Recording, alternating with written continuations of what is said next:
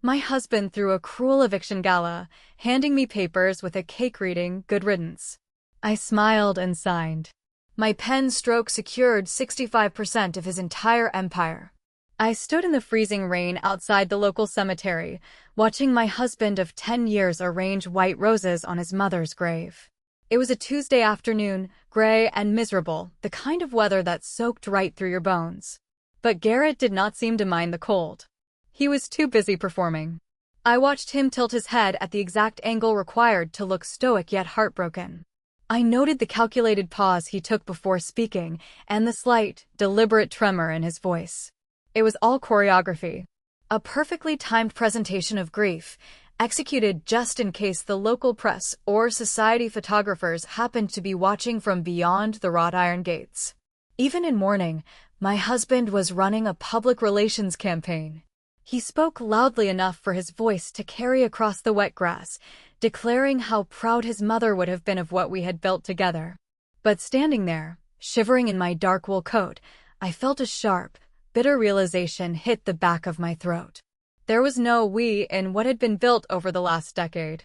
There was only me, sweating in the suffocating heat of commercial kitchens, designing menus, and balancing flavor profiles, while Garrett stood in the air-conditioned dining room, wearing a tailored Italian suit, claiming absolute ownership of my creative genius. I am 32 years old, and for a third of my life, I have been the invisible architect behind one of the city's most prestigious restaurant groups. The culinary world knows Garrett as a visionary, a master restaurateur who redefined modern fine dining. But the truth is far less glamorous. Garrett does not know the difference between a Pinot Noir and a Cabernet Sauvignon unless he reads the label. He could not tell you the smoke point of clarified butter if his life depended on it. His real talent, his only true expertise, is taking the credit for the exhausting, relentless labor of the woman sleeping next to him. The rain started coming down harder, drumming against my black umbrella. I watched the man I had married gently wipe a single, perfectly placed tear from his cheek. I felt entirely detached from him. I used to think his ambition was charming.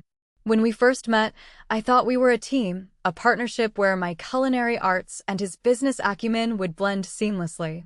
But as the months turned into years, the reality of my marriage became a gilded cage. Every new restaurant location we opened, every glowing review we received from food critics, pushed me further into the shadows. I was no longer Evelyn the entrepreneur, the creative force driving our massive profit margins. I had been slowly and methodically reduced to Evelyn the wife. The quiet, supportive accessory whose only public duty was to smile at charity luncheons and nod approvingly while Garrett explained my sustainable sourcing initiatives to wealthy investors, pretending the ideas had sprung entirely from his own brilliant mind.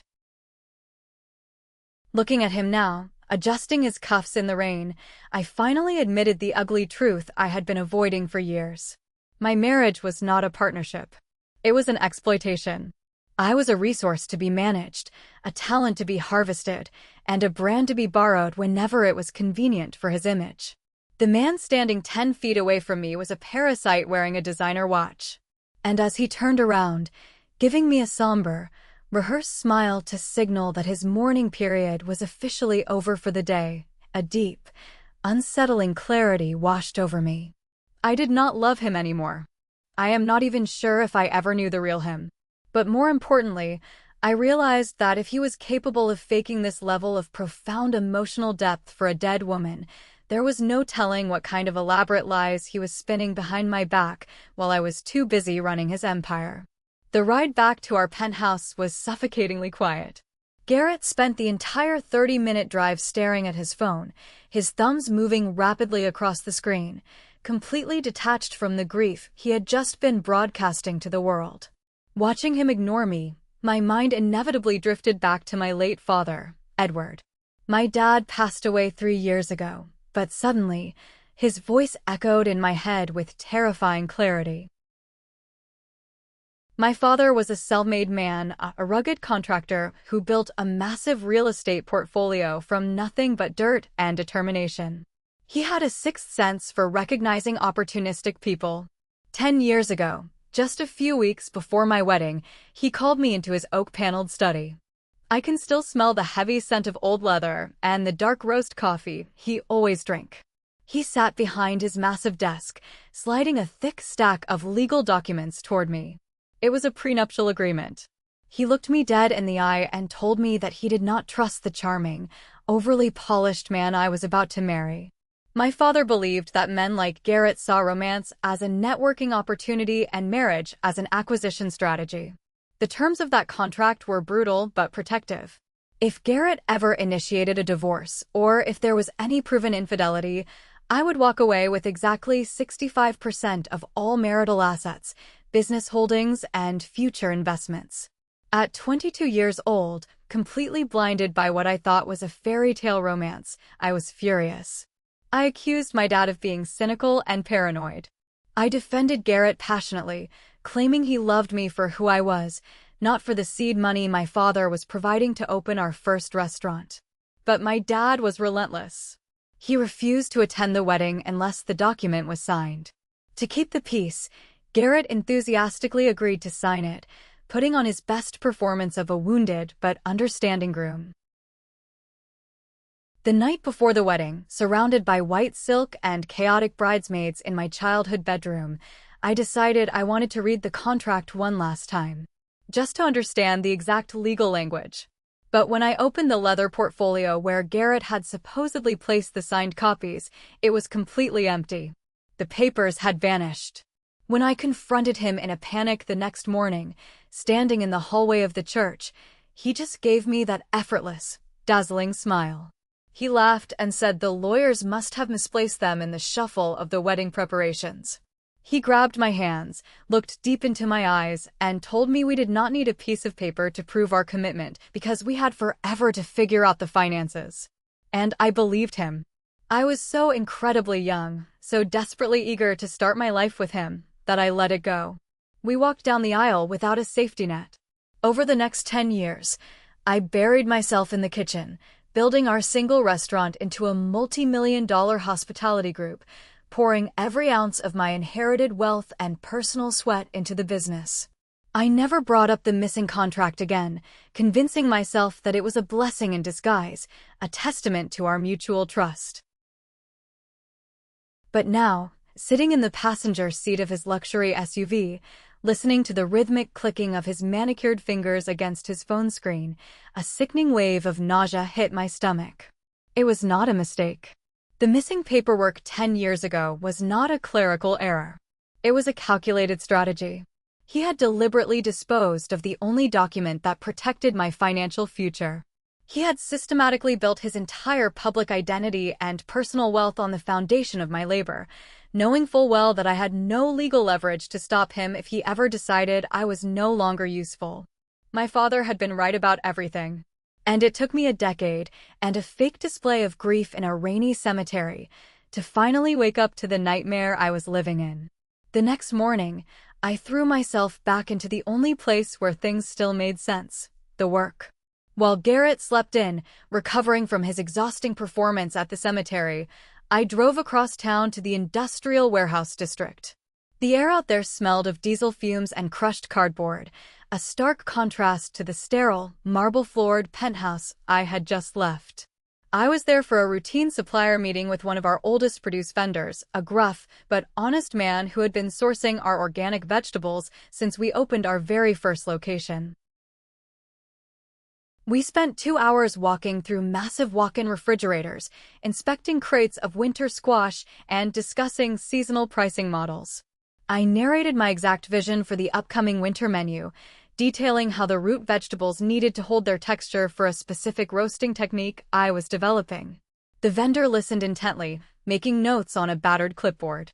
When we finally finished the audit, he leaned against a stack of wooden pallets, crossed his arms, and gave me a long, calculating look. He told me, quite bluntly, that my husband did not understand food. He said that whenever Garrett bothered to show up at the warehouse, which was rare, he never asked about the quality of the soil or the origin of the ingredients. Garrett only ever talked about volume discounts, shipping logistics, and how to squeeze an extra fraction of a % out of the profit margins. The vendor looked me in the eye and said that when I came to the warehouse, I talked about the customers and the legacy of the plate. When Garrett came, he talked about pennies. That casual observation rattled in my brain for the entire drive home. It was not just that Garrett was greedy, it was that his greed was entirely disconnected from the actual product that generated our wealth. He did not care about the restaurants. He cared about the status and the cash flow they provided. I pulled my car into our private parking garage much earlier than I had planned. The meeting had wrapped up quickly, and I just wanted to take a hot shower and clear my head before heading to the test kitchen for the evening service. I walked into our sprawling penthouse. It was dead silent. The panoramic windows overlooked the city's skyline, but the space felt cold and completely devoid of life. Garrett's expensive sports car was missing from the garage, meaning he had already left for whatever urgent investor lunch he claimed to have on his schedule. I dropped my keys on the granite kitchen island and started walking toward the bedroom when I heard a distinct, repetitive buzzing sound. I traced the noise back to the far corner of the kitchen counter. Tucked out of sight, wedged between a stack of architectural magazines and a decorative fruit bowl, was a sleek, black smartphone. It was not Garrett's primary phone, the silver one he was constantly checking in the car. This was a second phone. A device I had never seen before in my entire decade of marriage. My heart did not pound. My hands did not shake. Instead, a bizarre, terrifying calmness settled over me. I picked up the heavy device. The screen was lighting up with a barrage of text messages. The notification banner simply read, Chelsea. I knew a Chelsea. She was the aggressively ambitious marketing director Garrett had hired a year ago to handle our corporate branding. She was 26, wore entirely too much perfume, and constantly laughed at Garrett's terrible jokes during board meetings. I stared at the glowing screen. The notifications kept piling up, one after another, demanding his immediate attention. I took a deep breath, swiped up on the screen, and faced the reality I had been avoiding for 10 years. Garrett was an arrogant man, and his arrogance extended to his digital security. The passcode on his secret phone was his own birth year. 4 simple digits. I punched them in, and the screen unlocked instantly, dropping me right into the middle of an active text thread. I stood perfectly still in the middle of my silent, million-dollar kitchen, reading a digital chronicle of my own destruction. It was not just an affair. If it had merely been a series of hotel room hookups, I might have felt the traditional sting of a broken heart. But this was something far more sinister. The messages went back nearly 2 years. They documented weekend getaways to luxury resorts in coastal cities, trips Garrett had explicitly told me were critical restaurant association conferences. Last week, when he claimed he was in New York negotiating a lease for a potential new location, the digital receipts and photos in the text thread proved he was actually at a boutique spa hotel just 50 miles outside our city limits, drinking champagne in a hot tub with his marketing director. But the infidelity was just the appetizer. The main course was the financial conspiracy. I scrolled up, reading blocks of text where Chelsea openly referred to me as the ignorant kitchen maid. She mocked my dedication to the restaurants, laughing about how I was working 80-hour weeks to build an empire that she was going to inherit. And Garrett agreed with her. My husband responded with messages expressing his profound relief that the prenuptial agreement was non-existent. He bragged about how easy it had been to shred the document 10 years ago while I was busy trying on my wedding dress. The strategy they were discussing was meticulous. They were not just waiting for me to burn out, they were actively plotting a hostile takeover of my life. They discussed siphoning restaurant profits into a series of newly formed LLCs. They talked about the logistics of filing for divorce in a way that would blindside me completely.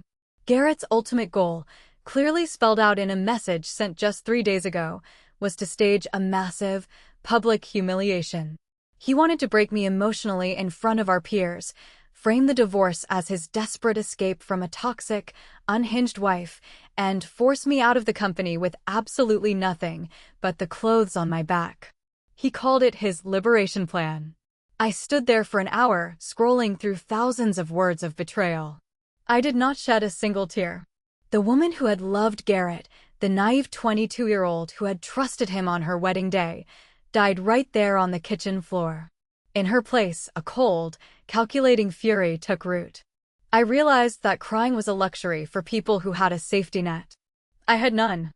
Garrett thought he had outsmarted me. He thought, because I spent my life covered in flour and dealing with chaotic kitchen schedules, I lacked the ruthless business instincts required to survive a corporate war.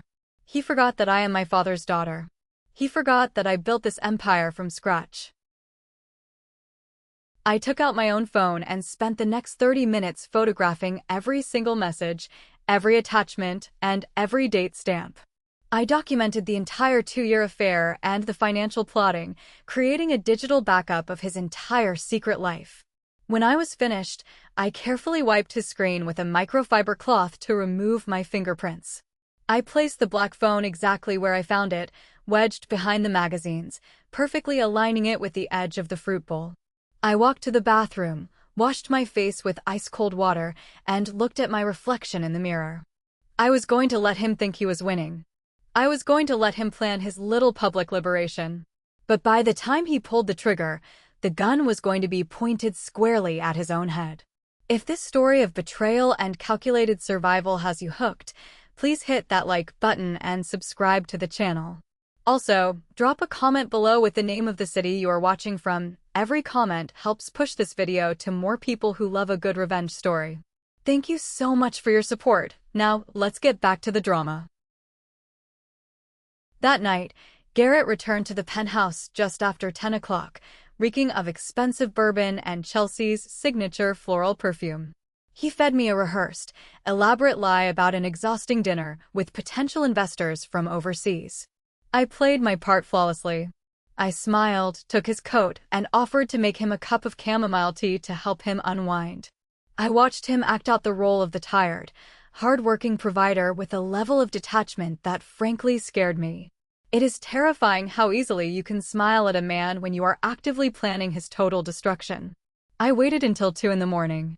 I lay perfectly still in our king-sized bed, listening to the rhythmic, heavy breathing that confirmed Garrett was in a deep sleep. Carefully, silently, I slipped out from under the heavy down comforter. I did not put on my slippers. I needed absolute silence. I walked barefoot across the cold hardwood floors, down the long hallway, and stopped in front of Garrett's private home office. The door was always locked. He claimed he kept confidential employee files in there and needed the security. Luckily, after 10 years of marriage, I knew exactly where he hid the spare brass key, taped underneath the bottom shelf of a hallway bookcase. I slipped inside and locked the door behind me, turning on only a small, dim desk lamp. The room was a monument to his ego, lined with framed magazine covers featuring his face and awards he had accepted for my work. I began a systematic audit of his sanctuary. I knew Garrett was organized to a fault. He categorized his life with ruthless precision, which meant his secrets would not be sloppy. I bypassed the standard filing cabinets and focused on his massive mahogany desk. After 15 minutes of pressing along the wooden panels, my fingers caught a slight groove under the bottom right drawer. A false bottom. I pulled it free, and there it was. A thick, manila folder containing the financial reality of my marriage. At the very top of the stack was the original prenuptial agreement my father had drafted 10 years ago. I picked it up with trembling fingers. The pages were perfectly preserved. I flipped to the back. There, in bold black ink, was Garrett's signature. My signature line was completely blank. He had signed it to pacify my father, stolen the document before I could add my name, and kept it hidden as a sick trophy of his successful manipulation. But the prenup was only the beginning. Beneath it lay bank statements for 3 separate offshore accounts established in the Cayman Islands. He had been quietly skimming hundreds of thousands of dollars from the restaurant's operational budget, categorizing the missing money as inflated marketing expenses, and hiding it where he thought the federal government and his wife could never find it.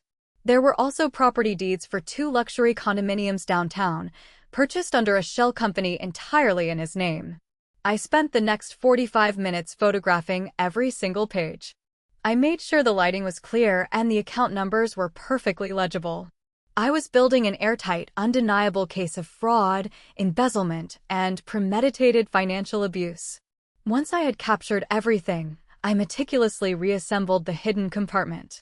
I placed the manila folder exactly as I had found it, ensuring the false bottom clicked seamlessly back into place. I turned off the lamp, locked the office door, and returned the brass key to its hiding spot. When I slid back into bed next to my husband, my feet were freezing, but my mind was burning with a terrible, beautiful clarity. The war had officially begun. The next evening, I stayed at our flagship restaurant long after the last customer had paid their bill and the front-of-house lights were dimmed. The chaotic energy of the dinner service had faded, replaced by the soothing, rhythmic sound of industrial dishwashers and the smell of industrial cleaner. I sat at a stainless steel prep table in the back of the kitchen, waiting for the two people I needed most. Executive Chef Franklin emerged from the walk-in cooler carrying a clipboard, followed closely by Fiona, our head sommelier. Franklin was a towering man in his 50s with burn scars up and down his forearms from decades on the line. He had been with me since the very beginning. Fiona was brilliant, possessing a palate that had earned us our first major wine award. They pulled up metal stools and sat across from me. There was no need for small talk. In the high-pressure environment of a commercial kitchen, you learn to read people instantly. They knew something was wrong. I did not break down crying, and I did not share the sordid details of Garrett's affair with Chelsea. I kept it strictly professional. I looked Franklin in the eye and told him that a massive shift in ownership was coming, that my marriage was dissolving, and that Garrett was planning to force me out of the company. I told them I needed to know exactly where their loyalties lay, because the next 6 months were going to be a corporate bloodbath. Franklin did not even blink. He reached into the deep pocket of his chef's coat, pulled out a thick, leather-bound notebook, and slid it across the stainless steel table. He looked at me with a grim, serious expression and said that every single person in the kitchen knew exactly who the real boss was. He explained that for the past 3 years, he and the senior staff had been keeping a quiet, detailed ledger.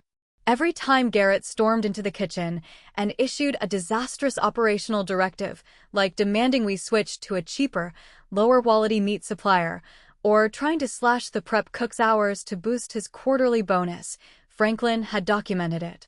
The notebook contained dates, times, and exact quotes of Garrett's incompetent demands, followed by detailed notes on how the staff had secretly ignored his orders and followed my original protocols to prevent the restaurant from failing. Fiona nodded in agreement, tapping the notebook. She told me she had similar documentation regarding the wine cellar. She had recorded every instance where Garrett had tried to sell off our vintage investments for quick cash, proving his complete lack of understanding of long-term hospitality assets. They had built a massive paper trail of his incompetence simply to protect the integrity of the food they were serving. Sitting in that cold, metallic kitchen, holding the leather notebook, I felt an overwhelming wave of gratitude. I had spent 10 years thinking I was invisible, believing that because Garrett took all the credit in the magazines, no one saw my hard work. I was wrong. The people doing the actual labor, the people whose hands were stained with wine and calloused from chef's knives, saw everything. They were not loyal to the brand, and they certainly were not loyal to Garrett. They were loyal to me. With Franklin and Fiona standing firmly by my side, I knew I had the operational foundation secured. Garrett might have thought he owned the restaurant, but I owned the army that kept it running. With the financial evidence from Garrett's safe and the operational leverage from my kitchen staff secured, I needed a weaponized legal strategy. I could not use the high-profile corporate lawyers retained by our restaurant group. They reported directly to Garrett. I needed an outsider. A shark. I drove 40 miles out of the city limits to a small, unassuming diner in a neighboring county, intentionally leaving my phone in my car to ensure my location could not be tracked. Sitting in a faded vinyl booth, drinking bitter black coffee, I met with Donovan. He was a ruthless, brilliant litigation attorney recommended to me by one of my father's old real estate partners. Donovan did not wear expensive suits or run a flashy office, but he had a reputation for dismantling corporate fraudsters with surgical precision. I spent 2 hours laying out the entire situation.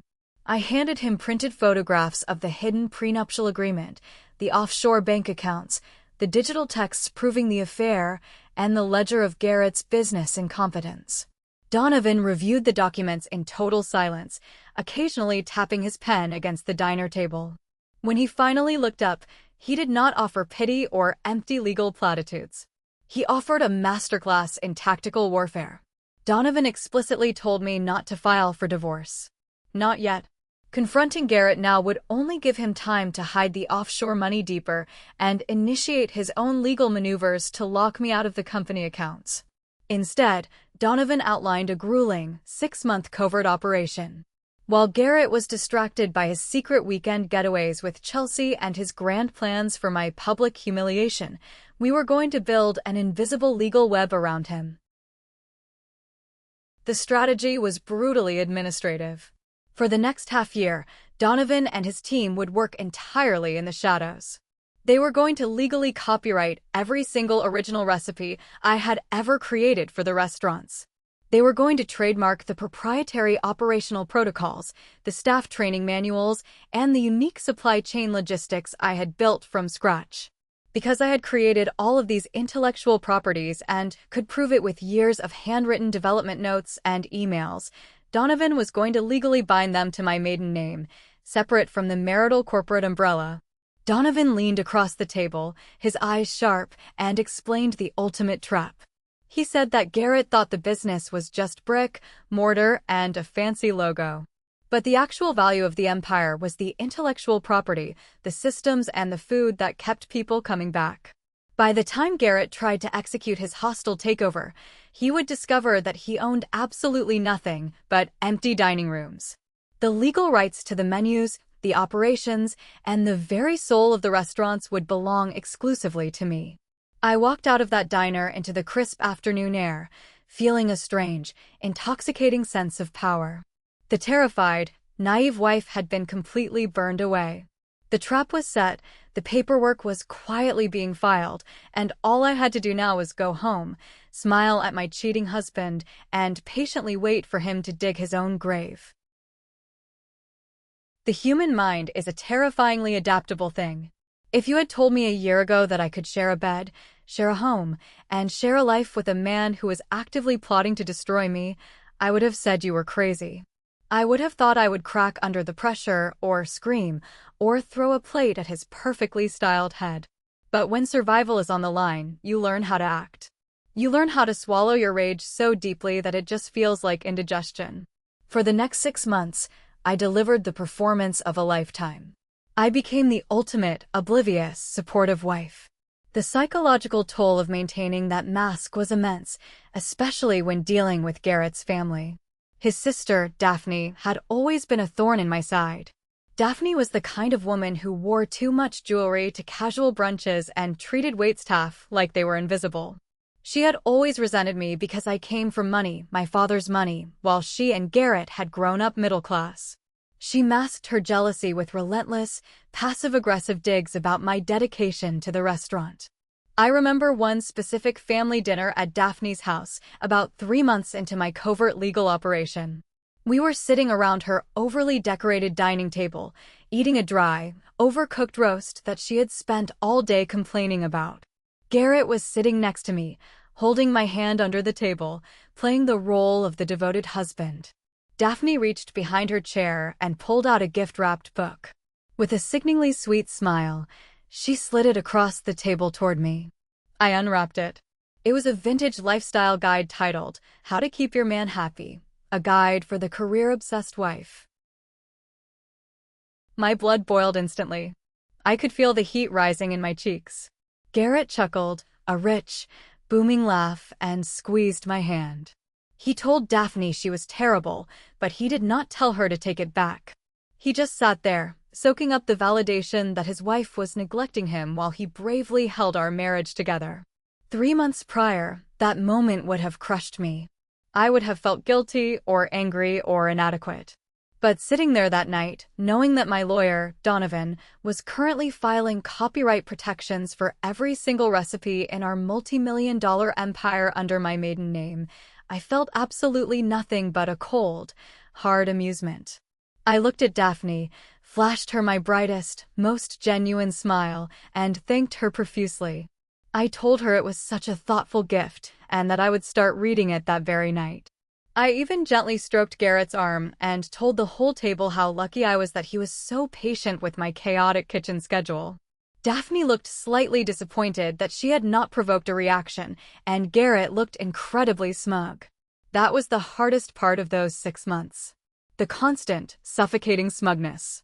Garrett walked around our penthouse like a king surveying his conquered lands.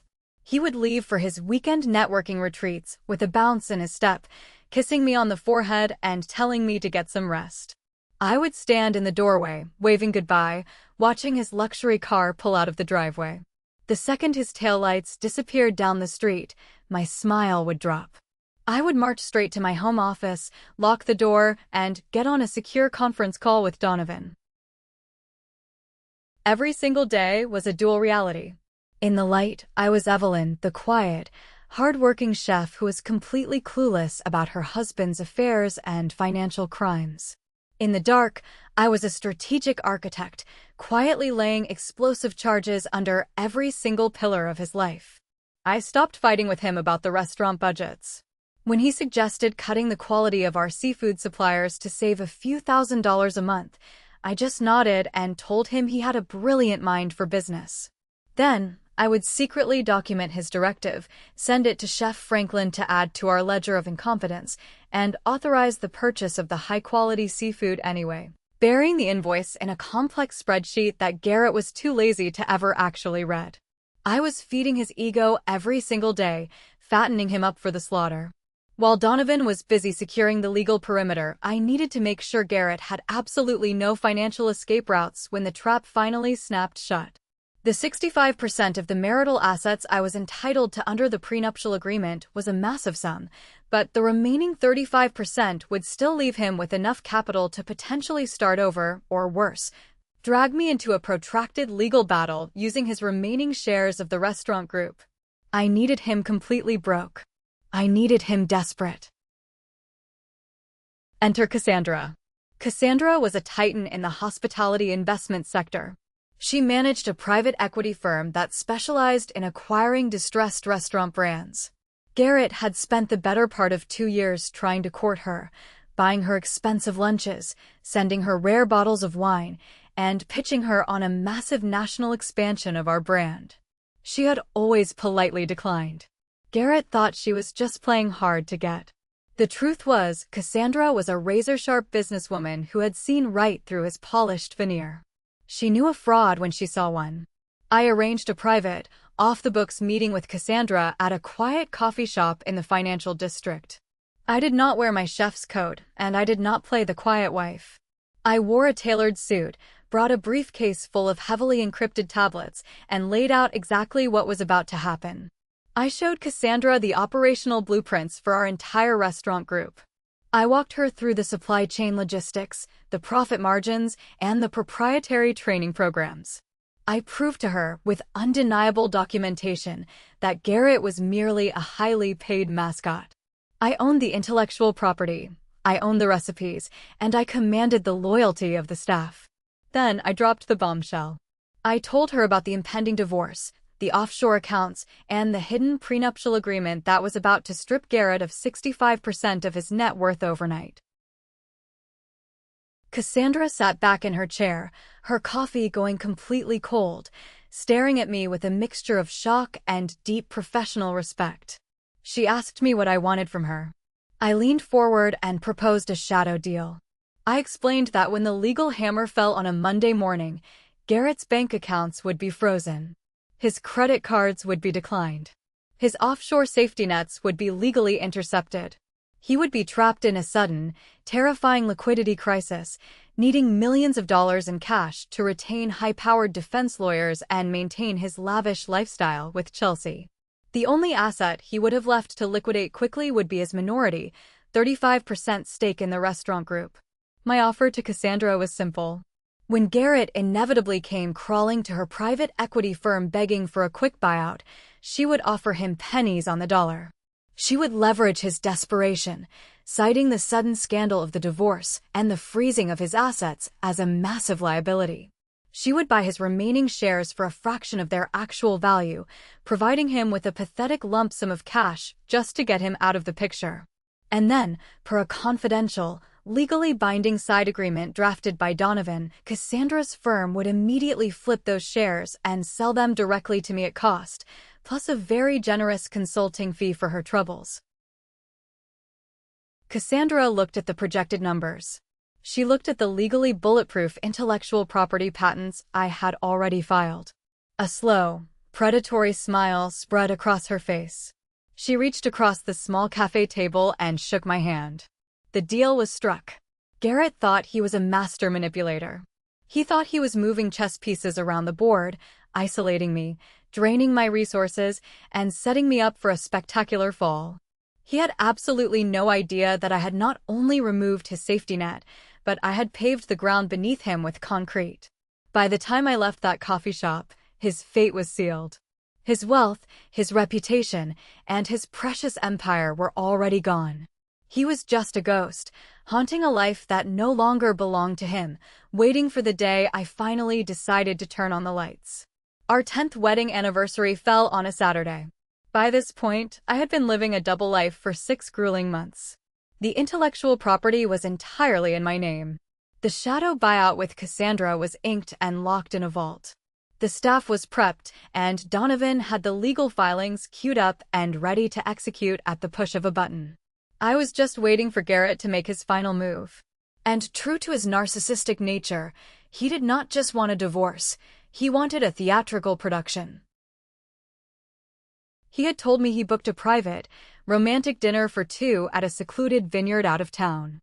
He suggested I take the afternoon off, go to a spa, and come back to the penthouse around 6 in the evening, so we could drive up together. It was a classic misdirection. I knew exactly what he was doing because I had read his entire itinerary on his secret phone the night before. There was no vineyard. I arrived back at the penthouse at exactly 6 o'clock. As the private elevator doors opened into our foyer, I did not hear the quiet hum of the air conditioning.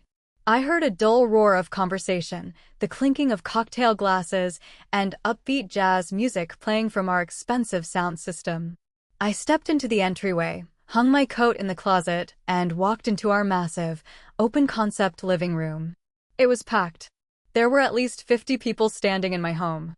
Garrett's college friends, his wealthy investor buddies, a few minor local celebrities he liked to court, and, of course, his terrible sister, Daphne. The lighting was dimmed, and a private bartending service was mixing drinks in the kitchen I had designed. It looked like a high-end corporate mixer. The moment I stepped into the room, the music was abruptly turned down. The conversation died out like a flame starved of oxygen. 50 pairs of eyes turned to stare at me. But they were not smiling with the warmth of a surprise party. They were looking at me with a mixture of pity, amusement, and thinly veiled contempt. It was a humiliating, deeply uncomfortable atmosphere. They knew. Every single person in that room had been briefed on the narrative. They believed they were there to support a brilliant, exhausted entrepreneur who was finally freeing himself from a toxic, unhinged, and useless wife. And then I saw her. Standing right next to the floor-to-ceiling windows, holding a crystal flute of champagne, was Chelsea. She was wearing a stunning, form-fitting red dress that probably cost more than my first car. She was not hiding in the corners like a secret mistress. She was standing proudly, her chin held high, surveying the room with the proprietary air of a woman who had already moved in.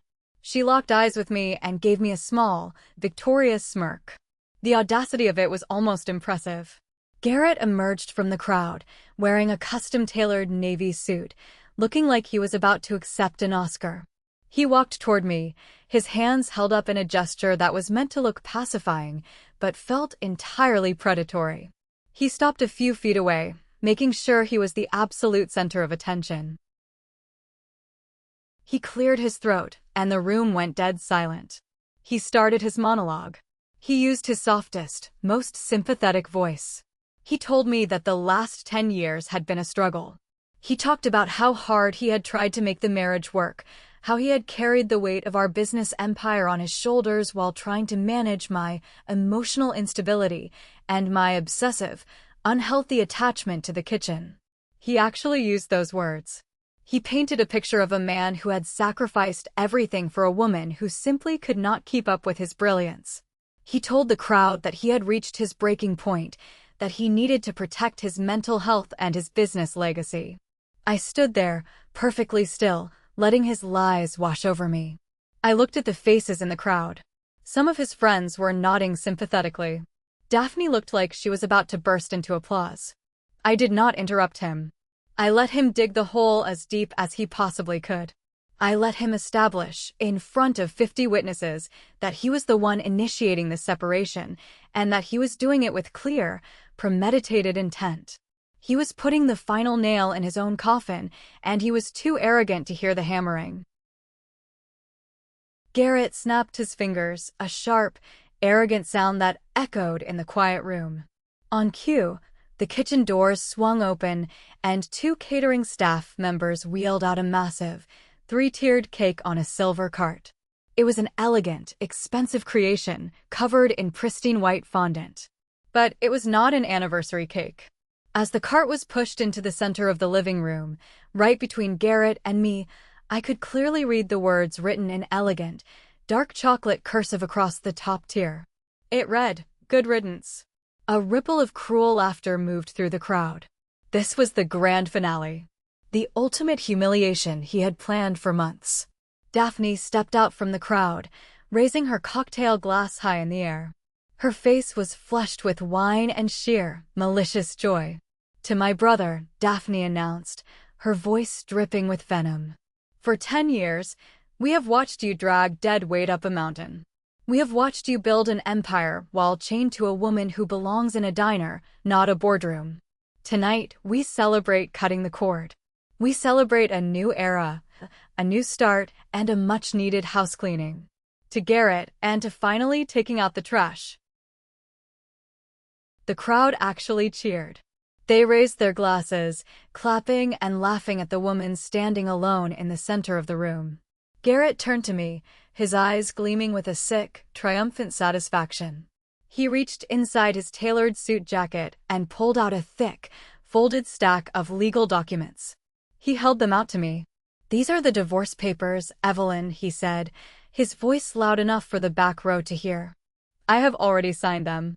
The terms are non-negotiable. And since this penthouse is listed under a corporate holding company that I control, I am formally asking you to pack your bags and vacate the premises tonight. Consider this your graduation from being a burden." The silence that followed was heavy with anticipation.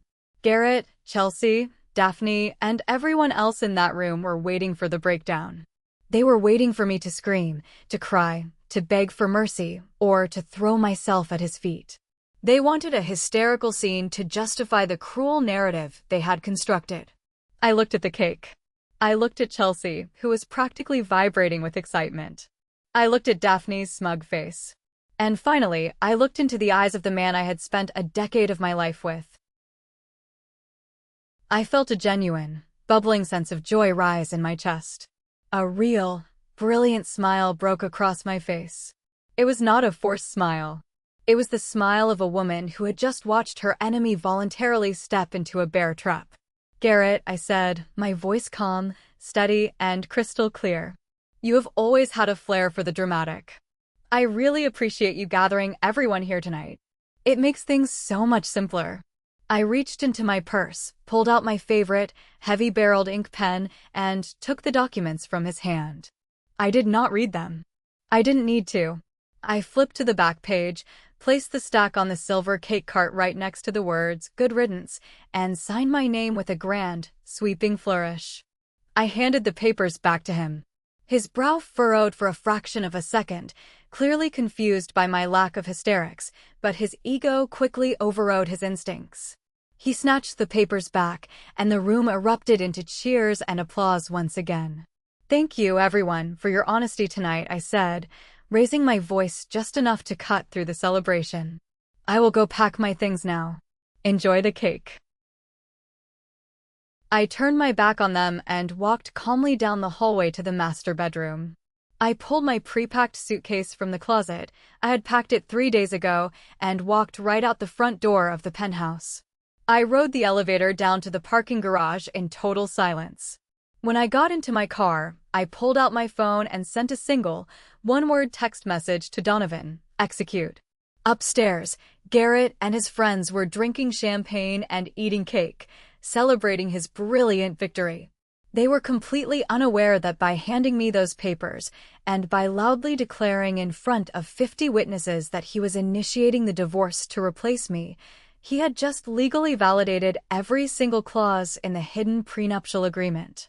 My pen stroke had not surrendered my life. It had just legally seized 65% of his entire empire. The countdown to Monday morning had officially begun. I spent Sunday in a luxury hotel downtown, ordering room service, taking long baths, and watching mindless television. I felt lighter than I had in a decade. I knew that across town, Garrett was probably spending the weekend showing Chelsea around the penthouse, planning renovations, and transferring his clothes into my side of the walk-in closet. I let him have his weekend. It was the last good weekend he would ever have. Monday morning arrived. At exactly 9 o'clock, the financial markets opened, and Donovan's legal team unleashed absolute hell. I sat in an oversized armchair in my hotel room, drinking coffee and watching the second hand on the wall clock tick past 12. Donovan had warned me that the seizure would be swift and brutal. We had presented a judge with the hidden prenuptial agreement, the digital proof of his long-term affair, the forensic accounting of his offshore embezzlement, and the signed divorce papers proving he initiated the split. The judge had signed an emergency injunction freezing every single asset tied to Garrett's name to prevent him from fleeing or hiding more funds. At 9:15, my phone buzzed. It was a secure message from Donovan. The bank transfers had been initiated.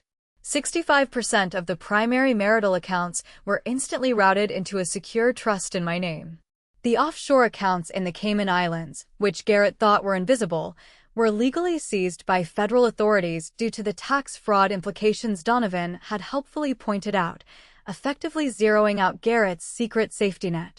I could perfectly picture the chaos unfolding in Garrett's world.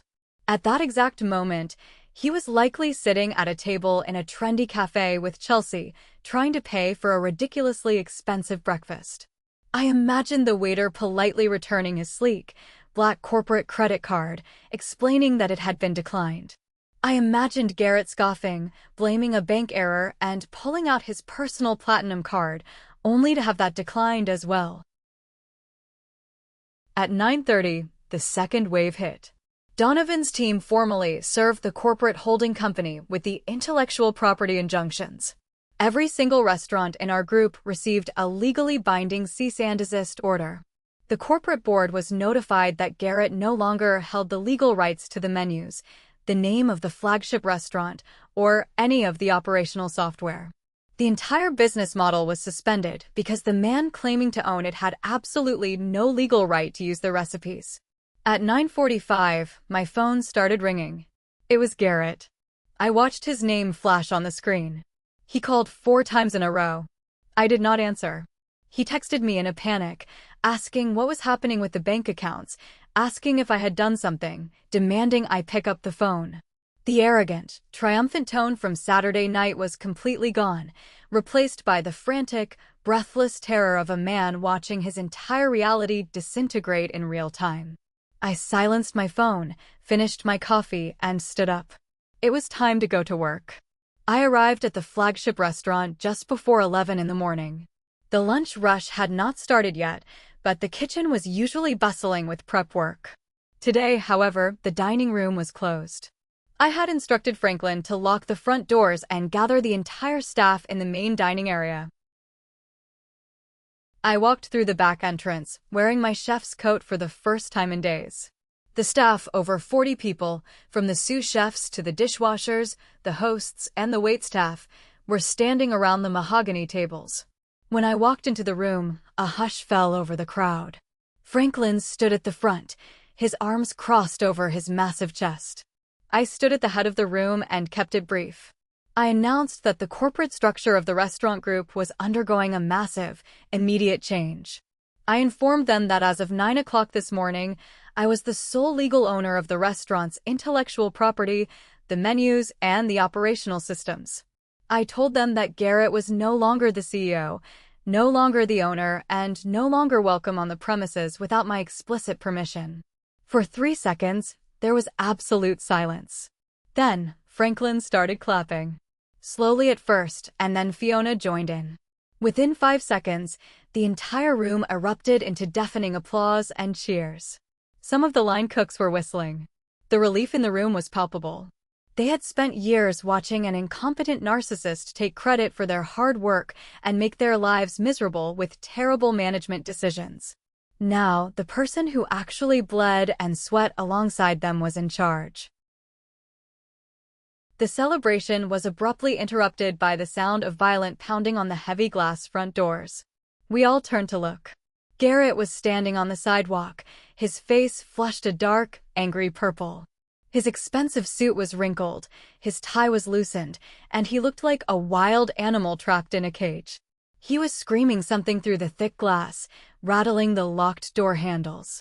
I nodded to the 2 large security guards who handled our late-night crowds. They walked to the front, unlocked the door, and stepped directly into the frame, physically blocking Garrett from entering his own restaurant. "Let me in," Garrett screamed, his voice cracking with hysteria. "This is my building. This is my company. Evelyn, get out here right now. What did you do to my accounts?" I walked slowly through the dining room, the staff parting like the Red Sea to let me pass. I stopped a few feet away from the open door, flanked by my security team. I looked at the man who had humiliated me in front of 50 people just 48 hours prior. He was sweating heavily, his eyes darting around wildly. He looked small. He looked pathetic. "Garrett," I said quietly, my voice carrying easily over his shouting. "Stop screaming. You are embarrassing yourself in front of my staff. If you want to talk, you can come into the back office. But you will do it quietly, or these gentlemen will physically throw you onto the street." He swallowed hard, his chest heaving, and gave a jerky nod. The guards stepped aside, and I led my soon-to-be ex-husband into the very office where he had spent a decade stealing my life. I sat behind the massive mahogany desk. Garrett paced the length of the small office, running his hands through his hair, rambling frantically about bank errors, lawsuits, and calling the police. I let him panic for a full minute before I reached into my briefcase and pulled out 3 thick folders. I dropped them heavily onto the desk. The sound made him freeze. "Sit down, Garrett," I commanded. He sank into the guest chair, his eyes glued to the folders. I opened the first one. It contained the original prenuptial agreement with his signature, side by side with the divorce papers he had proudly handed me at the party. "You forgot about the prenup," I said softly. "Or rather, you thought shredding my copy made it disappear.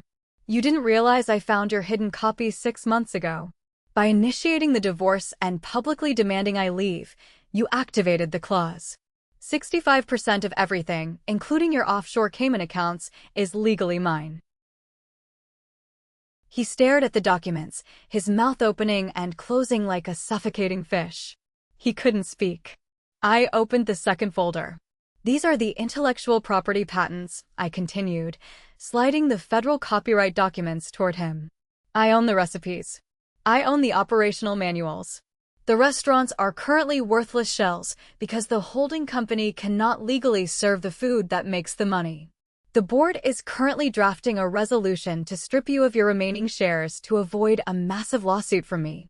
You can't," he finally choked out, tears of genuine terror welling in his eyes. "I built this. I am the face of this company. You are a mascot," I corrected him coldly. "And the team is getting a new logo." I opened the final folder. It was the buyout contract from Cassandra.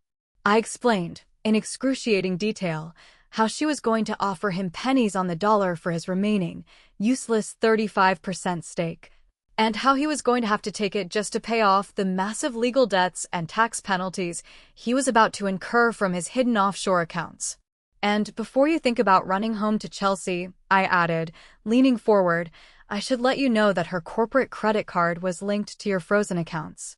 When it declined at the boutique she was shopping at this morning, she called me. She wanted to know if her job was safe. When I told her you were broke and under investigation for embezzlement, she packed her bags. She left the penthouse an hour ago, Garrett. She doesn't want the kitchen maid's leftovers unless they come with a billion-dollar bank account. Garrett slumped in the chair, burying his face in his hands. A low, pathetic sob escaped his throat. He was completely, utterly broken. He had no money, no company, no reputation, and no mistress. He was stripped bare.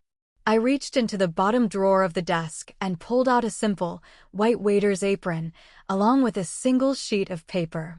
I slid them across the desk until they touched his hands. He looked up, his eyes red and confused. I am a generous person, Garrett, I said, my voice entirely devoid of emotion. You're broke and you have no marketable skills in the hospitality industry besides shaking hands. This is an employment contract. Minimum wage. You will report directly to Chef Franklin as a busboy and junior prep cook. You will clean tables, you will scrub pots, and you will learn the actual value of hard work. If you sign it, I will ask Cassandra to give you a slight premium on your buyout so you don't go to jail for tax evasion. If you don't sign it, I will let the feds tear you apart. He looked at the apron. He looked at the contract. He knew he had no choice. With trembling hands, the great visionary restaurateur picked up the pen and signed his name at the bottom of the page, surrendering the very last shred of his dignity to the woman he had tried to destroy. I left him with nothing but a waiter's apron in the very empire he thought he built, and, honestly, seeing him clean tables every day is the most satisfying dessert I could ask for. So, tell me, am I wrong for taking absolutely everything from him, or did he get exactly what he deserved? Thank you for listening to this story. If you haven't subscribed yet, hit that subscribe button and turn on notifications so you never miss out on the latest drama. Leave your thoughts in the comments below, and I'll see you in the next video.